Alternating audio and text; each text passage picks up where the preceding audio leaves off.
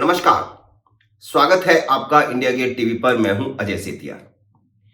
मित्रों, अब यह साफ हो गया है कि गुजरात में आम आदमी पार्टी न खुद खेल पा रही है, न कांग्रेस को खेलने दे रही है। हिमाचल प्रदेश में जब उसे लगा कि वह नहीं खेल पाएगी तो उसने कांग्रेस के लिए मैदान छोड़ दिया था, लेकिन गुजरात में वह कांग्रेस के लिए मैदान नहीं छोड़ रही। आम आदमी पार्टी गुजरात के कंधों पर बंदूक रखकर बस राष्ट्रीय पार्टी का दर्जा हासिल करना चाहती है। पर भारतीय जनता पार्टी को न कांग्रेस से खतरा है, न आम आदमी पार्टी से। भारतीय जनता पार्टी को खतरा है अपने ही बागियों से। और गुजरात में बागियों का खेल बिगाड़ने का इतिहास रहा है। हिमाचल में भी इस बार बागियों ने काफी परेशान किया भारतीय जनता पार्टी को, और गुजरात में तो सारी पार्टियों में बगावत शुरू हो गई है। गुजरात के विधानसभा चुनाव में पहली बार कांग्रेस और भारतीय जनता पार्टी में बड़ी बगावत देखने को मिल रही है। भारतीय जनता पार्टी ने अपने 38 विधायकों का टिकट काट दिया, जिनमें से 4 तो मंत्री भी हैं। इनमें ज्यादातर कांग्रेस आम आदमी पार्टी की टिकट पर या फिर निर्दलीय चुनाव लड़ने की तैयारी कर रहे हैं। उधर कांग्रेस में भी भारी उथल पुथल है। कांग्रेस के 19 विधायक पार्टी छोड़ चुके हैं। इनमें से 17 को तो भारतीय जनता पार्टी ने टिकट भी दे दिया है। सवाल यह है कि बागी क्या नया इतिहास रचने जा रहे हैं? नरेंद्र मोदी के गुजरात का मुख्यमंत्री बनने के बाद भी विधानसभा चुनाव में भारतीय जनता पार्टी को ऐसी ही बगावत देखने को मिली थी, जब भारतीय जनता पार्टी के 17 विधायक बागी हो गए थे। गुजरात में भारतीय जनता पार्टी और कांग्रेस में बगावत का पहले भी लंबा इतिहास रहा है। 1974 में चिमन भाई पटेल ने इंदिरा गांधी को 2-2 कह दिया था कि वह मुख्यमंत्री तय नहीं कर सकती, मुख्यमंत्री विधायक तय करेंगे।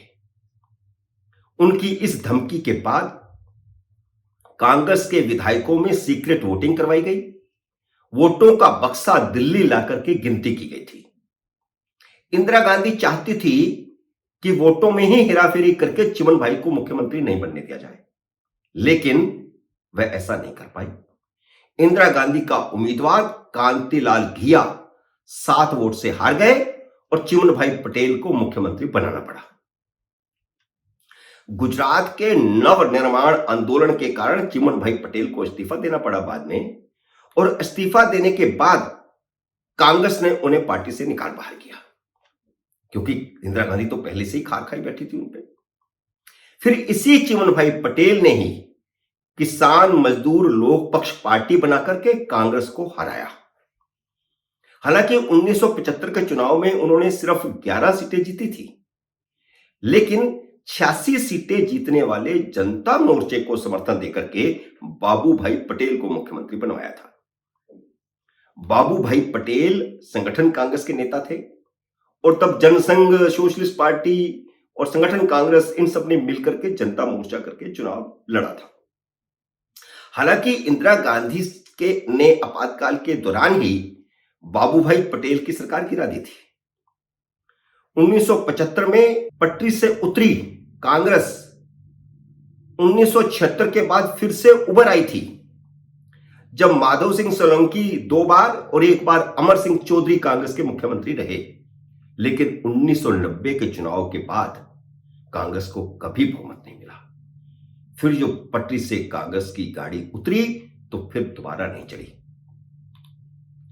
इतनी सीटें भी नहीं ला पाई कि किसी को समर्थन देकर के सरकार बना पाए। किसी को समर्थन देकर के सरकार जरूर बनाई उसके बाद, लेकिन दूसरी पार्टी में बगावत होने के बाद। 1990 में चिमन भाई पटेल जनता दल में थे। जनता दल को 70 और कांग्रेस को 73 सीटें मिली थी। इसके बावजूद सरकार नहीं बन पाई, क्योंकि तब केंद्र में भी वीपी सिंह की सरकार को भारतीय जनता पार्टी समर्थन दे रही थी, और इधर जनता पार्टी को समर्थन दिया गुजरात में, जनता दल था उस समय। तो भारतीय जनता पार्टी ने जनता दल को समर्थन देकर के वहां चिमन भाई पटेल की फिर से सरकार बना दी, जिसमें चिमन भाई पटेल मुख्यमंत्री बने और केशु भाई पटेल उप मुख्यमंत्री बने भारतीय जनता पार्टी के। और उधर राम जन्मभूमि के मुद्दे पर आडवाणी की गिरफ्तारी के बाद केंद्र में भारतीय जनता पार्टी के समर्थन से चल रही वीपी सिंह की सरकार गिरी और इधर गुजरात में चिमन भाई पटेल की सरकार गिरी। जैसे केंद्र में कांग्रेस ने चंद्रशेखर को सरकार बनवा दी थी, वैसे ही गुजरात में कांग्रेस ने समर्थन देकर के चिमन भाई पटेल को दोबारा मुख्यमंत्री बना दिया। भारतीय जनता पार्टी के समर्थन वापसी के बाद उन्होंने इस्तीफा दिया और तुरंत उन्होंने दोबारा कांग्रेस के समर्थन से सरकार बनाकर के शपथ ले ली। चिमन भाई पटेल ने बाकी के 4 साल कांग्रेस के समर्थन से मुख्यमंत्री पद पर सरकार चलाई। 1995 में गुजरात का इतिहास बदल गया। पहली बार भारतीय जनता पार्टी और कांग्रेस की सीधी टक्कर हुई।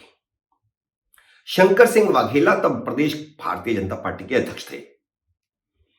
इस चुनाव में भारतीय जनता पार्टी ने पहली बार सभी 182 सीटों पर चुनाव लड़ा और इसमें से 121 सीटें जीती।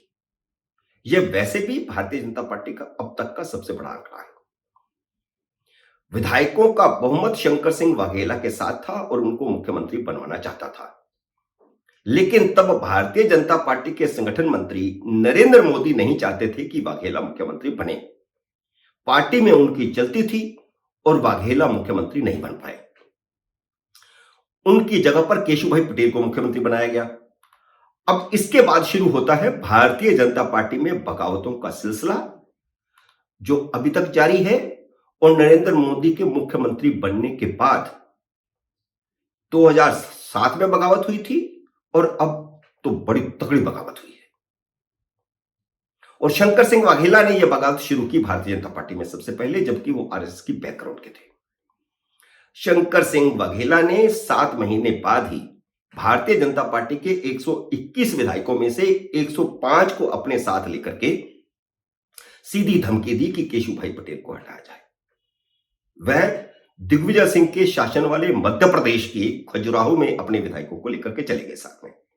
भाजपा आलाकमान को झुकना पड़ा और केशु भाई की जगह पर समझौते में सुरेश भाई मेहता को मुख्यमंत्री बनाया गया। लेकिन इसके बाद 1996 के चुनाव में जब शंकर सिंह वाघेला लोकसभा का चुनाव हार गए, तो उन्होंने आरोप लगाया कि मोदी ने उन्हें हराया है और तब उन्होंने 48 विधायकों को साथ लेकर के खुली बगावत की और बगावत करके कांग्रेस के समर्थन से सरकार बना ली। सुरेश भाई मेहता की सरकार गिर गई और 1 साल तक शंकर सिंह वाघेला मुख्यमंत्री रहे। बाद में उनकी अपनी पार्टी जो उन्होंने बनाई थी, राष्ट्रीय जनता पार्टी, उसमें भी बगावत हुई और स्थिति पैदा हुई और जो भी हुआ, मुख्यमंत्री बदलना पड़ा और दिलीप पारेख को मुख्यमंत्री बनाया गया। 1998 के चुनाव में भारतीय जनता पार्टी फिर से पूर्ण बहुमत लेकर के आई और केशु भाई पटेल फिर से मुख्यमंत्री बने। तो इस प्रकार बगावत का सिलसिला चलता रहा। उधर आरएसएस बैकग्राउंड के शंकर सिंह वाघेला ने अपनी पार्टी का कांग्रेस में विलय कर दिया और एक तरह से भारतीय जनता पार्टी का तोफाड़ होना इसे कह सकते हैं, क्योंकि अच्छे खासे विधायक अपने साथ लेकर के गए थे और जब उन्होंने पार्टी बनाई थी उसके बाद उन्होंने कांग्रेस में विलय कर दिया अपने आप को। आरएसएस बैकग्राउंड का इतना बड़ा नेता कांग्रेस में शामिल हुआ हो, इसके उदाहरण बहुत कम मिलते हैं।